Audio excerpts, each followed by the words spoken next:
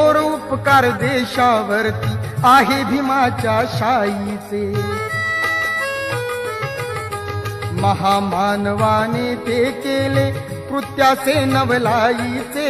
बुद्ध धम्माचे रोप लावून फुले उमलली जायचे. लढा देऊनी गुलामगिरीला, लढा देऊनी गुलामगिरीला अंधश्रद्धा ती मारली. दुष्ट काळाने भीमरायांची प्राणज्योत ती चोरली.